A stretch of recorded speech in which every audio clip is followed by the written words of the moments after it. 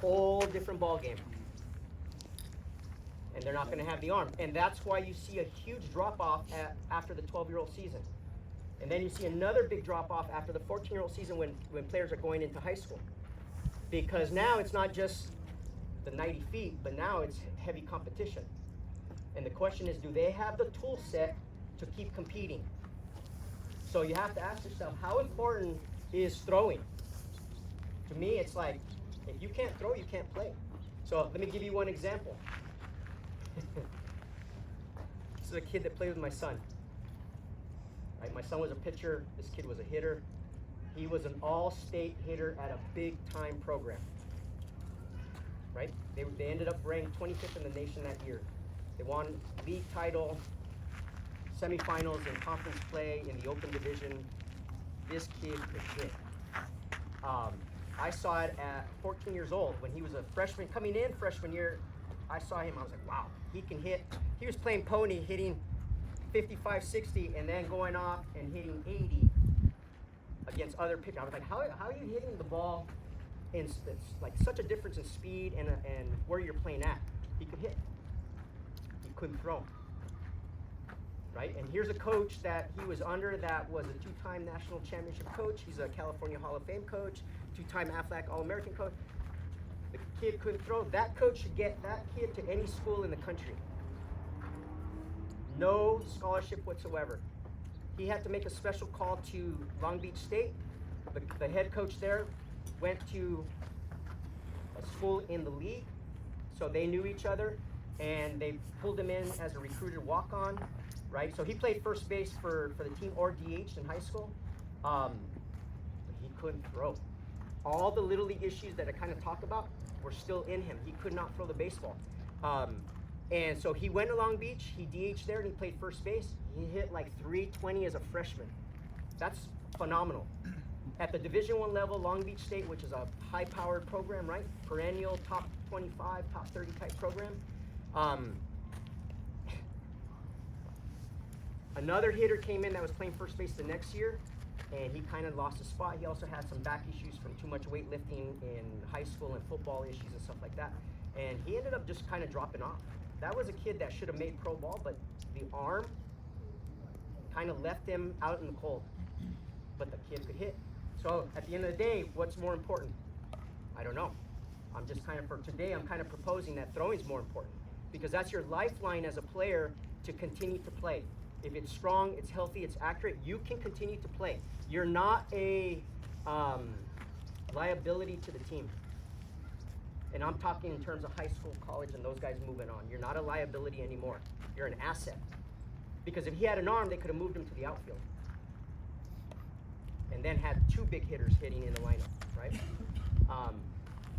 So, were you going to ask a question like that? Like, No, when I do you was fit gonna it say, in? especially early on in the season where practices, we only have about an hour's worth of daylight. Yeah.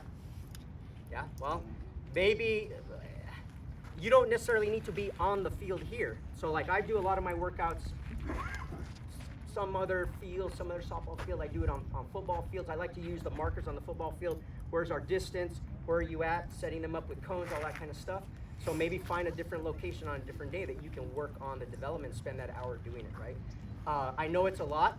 And I would say for the much younger players, you don't need to go to that extent. But by the time they're like 10, 11, 12, and they're starting to get serious about it, you need to start implementing a program, a framework around the throwing, and taking it much more serious, because as coaches at these young levels, you have more impact on them than you think. Because you're setting up their mechanics and their routine and their approach and way of thinking about playing baseball at age 13, 14, 15, 16, where you see the big drop-off. So realistically, at the 6 to 8 age group, what approach should we have with Plant the bands? the seed. Okay. Talk about it. Do it with them. Don't harp on it too much. But from 6 to 8, there should be a difference in how much more you're doing. From 8 to 10, there should be another big difference. From 10 to 12, there should be another difference in what by 12 years old, they should be fully implemented and fully going and actually working out like high school players in terms of the detail, the drills, the band, the station. They should be working out like high school players. Not that the workload is going to be like a high school player, but the approach and the mentality and the details should be. we all saw the boys over here working out like high school players. Yeah, right. And the eldest, Preston, is 12. Just turned 12. So it can be taught, they can be shown to do it, and they can be serious about it. So it's, like you say, just work your way up to that level. But by the time they're at the age that I think most of our kids are at, you should be good to go. So somebody said something there, what was the comment? They're young, but they're not stupid? Yeah. Absolutely. They will learn it. I was afraid 2 years ago, and I was like, let's just do it. Water it down a bit, but I was surprised at how quickly they were picking it up and implementing it, and then progressing as we went through it, right? So let me make a comment if you guys can hear me. As you develop through the season, especially from the moment you start practicing, your first couple practices should just be talking about your routine for every practice. So by the time you're humming, leading up to the season, this is 10, 15 minutes. And you're ready to go into the more advanced stuff. Right. This is 10, 15, 20 minutes at the most, but you're building in your mechanics in your warm-up, and that's key. Build your mechanics into your warm-up. Absolutely. Absolutely. So, and let me kind of tweak that a little bit. It's not the warm-up, it's the development, right? So build those mechanics into the development part early now they're ready to go, the body's ready to hit or the body's ready to go do infield, outfield. But you're building in the mechanics and developing in that early part of your workout. And Warren's absolutely right. This is a lot. And this is taking a lot of time because I'm talking through it. But once they get on that routine, they just fly through each thing. Boom, boom, boom, boom, boom. And you gotta, as coaches, you gotta keep them moving. Hey, get on the band, no messing around, hustle in, blah, blah, blah. Get out there, do your dynamic, right? And what I like to do, to get them going is, I don't usually give, so I'll give kind of for the day, the responsibility, team captain responsibility, go do your dynamic warm-up. And I don't give it to the best players. I give it to the players that I think, ooh, that player's ready to move up.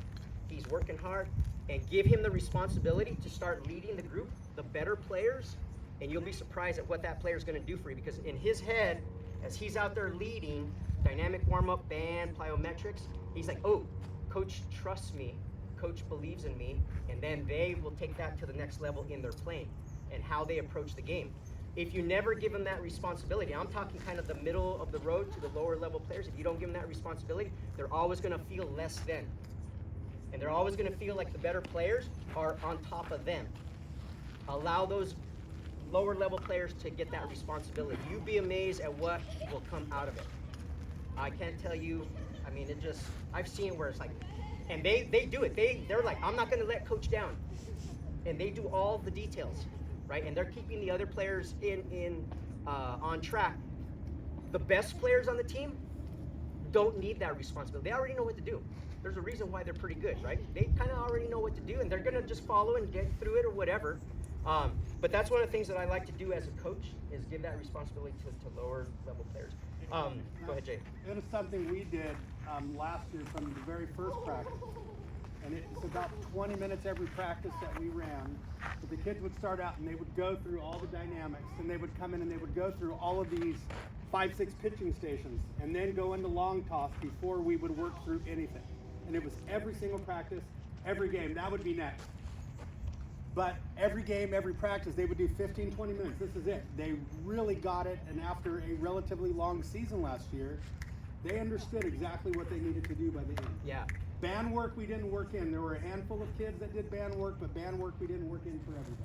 And I think what Warren and Alonzo are trying to do here as coach and coordinator and trying to put this together is not just doing it for one season at, let's say, 8 years old, but then that transition to the next coach at the next level, and you don't have to spend a month reteaching. They are, because everybody's on the same page doing a similar routine. It's like, hey, go do your dynamic, go do your core, go do your band, and you are off and running much faster. By the time they're 12, they know exactly what to do, and you're getting much more work in, many more reps, much more throwing. You're getting to the hitting, to the fielding much faster. When all the coaches are on a different page, the kid has to relearn what you want to teach them. And that might be different. I'm going to give an example here, and I'm not going to talk about throwing. But when we're doing infield, some coaches teach funneling, some coaches teach through. Those are two completely different approaches to infield, right? My favorite guy to follow is Ron Washington, and he's a fantastic infield coach. Everything is about the short hop and coming through. Nothing about funneling the ball. Now, funneling the ball should happen on the bigger hop that we can funnel, center, and get ready to throw. But if you can't get that easy big hop to funnel to begin with, you probably shouldn't be playing. We should be working on the hardest play that there is, the short hop.